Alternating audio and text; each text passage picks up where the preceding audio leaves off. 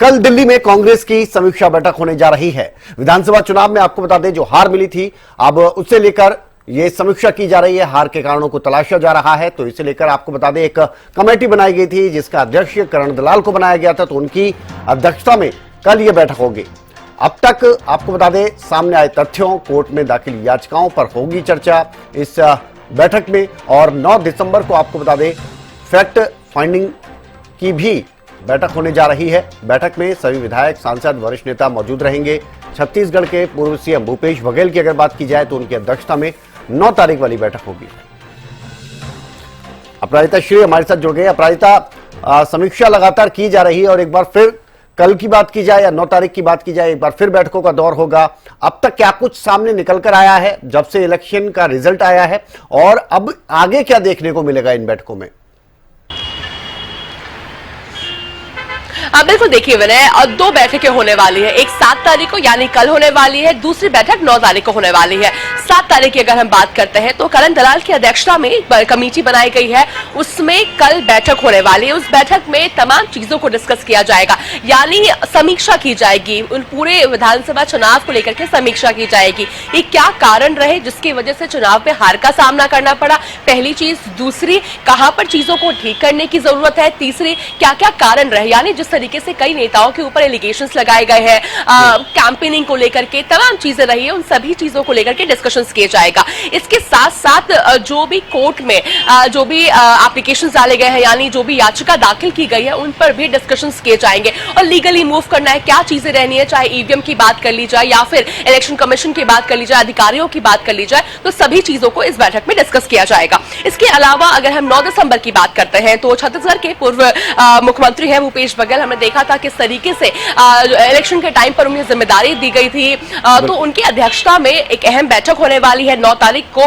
कांग्रेस की फैक्ट एवं finding committee की बैठक। उसमें सभी विधायकों को, सभी वरिष्ठ नेताओं को, सांसद को मौजूद रहने को कहा गया है और डिस्कशंस किए जाएंगे, यानी इलेक्शंस को लेकर के तमाम चीजें रहने वाली है। और साथ ही देखिए जिस तरीके से नेता प्रतिपक्ष का भी चयन नहीं किया गया है, और कहा गया था कि जैसे ही झारखंड और महाराष्ट्र के चुनाव समाप्त हो जाएंगे, उपचुनाव समाप्त हो जाएगा, जिसके बाद नेता प्रतिपक्ष का चयन कर लिया जाएगा। हालांकि ऐसा होता हुआ अभी भी नजर नहीं आ रहा है, तो संभवतः इन चीजों को लेकर भी डिस्कशंस किए जाएंगे कि आखिर क्या कारण रहे थे। अच्छा, चाहे भूपेंद्र सिंह हुड्डा की हम बात कर लेते हैं तो उन्हें लेकर भी कई नेताओं के द्वारा कहा गया था,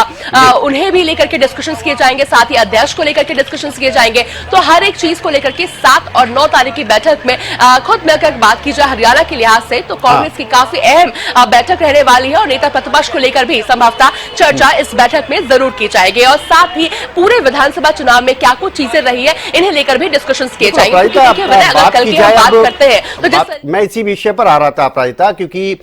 नेता प्रतिपक्ष की आप बात कर रहे हैं, एक तरफ हार के कारणों को आप लगातार तलाश रहे हैं, लेकिन ऐसे समय में, क्योंकि ये जो समय है, सत्र निकल गया बिना नेता विपक्ष के, आप अभी तक चुन नहीं पाए हैं, और अभी भी हम देख रहे हैं कि एक प्रेशर तो देखने को मिल रहा है, लगातार सवाल किए जा रहे हैं कांग्रेस के दिग्गज नेताओं से, हरियाणा में खासतौर पर नेता विपक्ष के सवाल को लेकर। तो अब चुनाव हो चुके हैं, महाराष्ट्र और झारखंड का उस समय हवाला दिया जा रहा था, वो भी खत्म हो गया, तो संभवतः अगर बात की जाए तो हार से ज्यादा, हार के कारणों से ज्यादा जरूरत फिलहाल यह है कि आप एक चेहरा ऐसा आगे करें जो नेता प्रतिपक्ष के तौर पर सामने आए।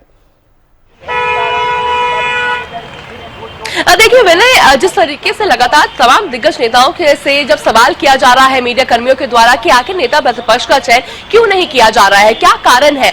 जिस तरीके से शीतकालीन सत्र निकल गए, तमाम चीजें हो चुकी है, इलेक्शंस भी हो चुके हैं, तो जिसको लेकर के लगातार चाहे भूपेंद्र सिंह हुड्डा हो जाए, अध्यक्ष हो जाए सतपाल ब्रह्मचारी, सांसद हो जाए, सांसद जयप्रकाश हो जाए, सभी के द्वारा कहा जा रहा है कि जब होना होगा तब हो जाएगा। तो कहीं ना कहीं अगर जिस तरीके से हार की समीक्षा की जा रही है तो वो भी एक बहुत बड़ा कारण है कि नेता प्रतिपक्ष का चयन तभी किया जाएगा जब तक जो शेष नेतृत्व है वो जड़ तक नहीं पहुंच जाते कि आखिर क्या कारण था। जहां पर एक तरफ दावा किया जा रहा था कांग्रेस के द्वारा हरियाणा में कि लहर कांग्रेस की चल रही है, एक बार यानी जो मेजोरिटी तो एक तरफ 70 के आसपास का लक्ष्य लेकर चल रही थी, तो आखिर क्या कारण हो गया जिसकी वजह से